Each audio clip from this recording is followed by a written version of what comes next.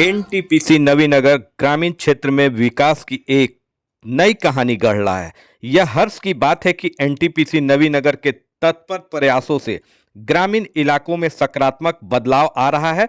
NTPC परियोजना आसपास के गांव के निवासियों को अपना परिवार स्वरूप मानती है। मार्च 2029 तक औरंगाबाद के एनटीपीसी नवीनगर के विस्तारीकरण की योजना का कार्य पूरा कर लिया जाएगा।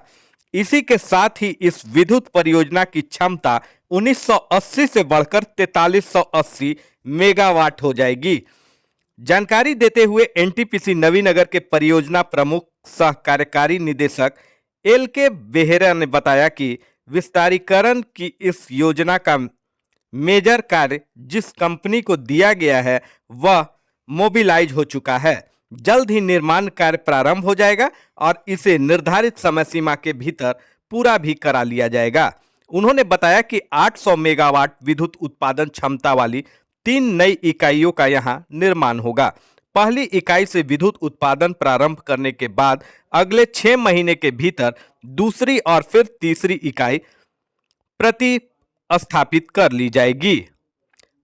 परियोजना प्रमुख ने कहा कि एनएसटीपीएस का स्टेज 2 प्लांट तकनीकी रूप से बायो पिलेट्स के इस्तेमाल से ही विद्युत उत्पादन में तकनीकी रूप से सक्षम होगा।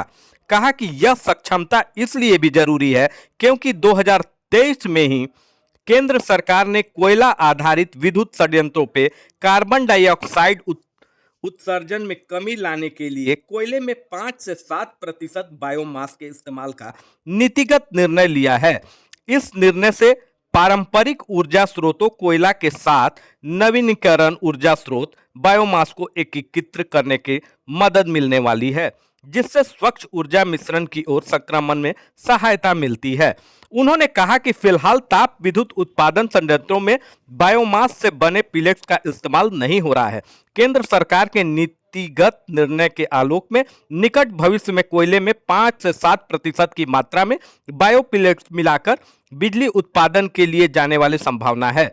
इस संभावना के मद्देनजर भी एनएसटीपीएस का स्टेज 2 प्लांट कोयले में बायो पिलेट्स मिलाकर भी को फायरिंग से विद्युत उत्पादन करने में तकनीकी रूप से सक्षम होगा। आप लोगों को बताया हम लोगों का जो सीएसआर के तहत हम लोग स्वास्थ्य, health, education and basic infrastructure इसी तीनों एरिया में हम लोग का प्राथमिकता है। हम लोग डिस्ट्रिक्ट एडमिनिस्ट्रेशन के साथ चर्चा करते हैं कौन से आसपास गांव में हम लोग का जो प्रोजेक्ट अफेक्टेड गांव के आसपास क्या कमी है, ये सब चीज़ में वो चीज़ हम लोग डिस्ट्रिक्ट एडमिनिस्ट्रेशन से आता है। हाँ, ये इसी गांव का ये कमी है, इसको किया जाए, तो उसी को लेके हम लोग उसी जो फाइनेंशियल ईयर में वो हम लोग करते हैं। क्योंकि तमाम धनराशि तो लिमिटेड है, सब चीज़ तो एक साथ नहीं कर पाएंगे।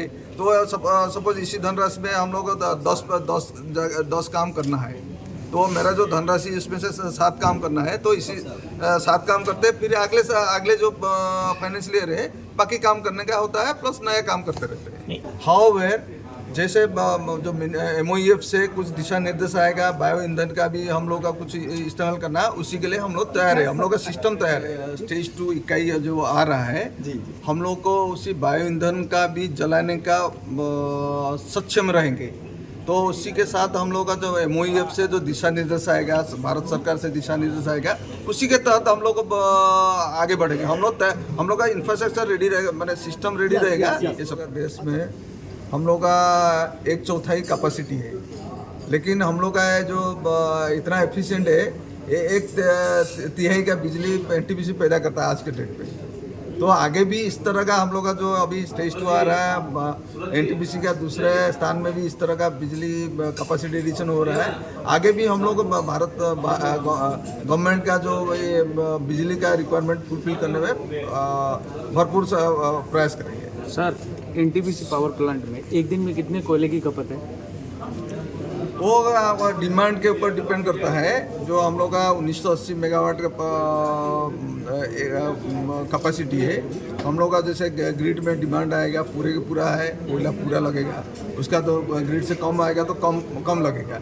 लगभग जो तीनों यूनिट में फुल लोड चलेगा तो 30,000 के लगभग 30,000 का टन रोजाना खपत होगा। सरकार का नीतिगत निर्णय भी है कि पावर प्लांट्स जो है कोल बेस्ड वहाँ बायो ईंधन का इस्तेमाल का नीतिगत निर्णय भी है, हालांकि वो अभी इम्प्लीमेंटेशन के स्टेज पर नहीं आया है। इसको कोट हम लोग कर सकते हैं कि सक्षम हो। हाँ, हम लोग सक्षम है।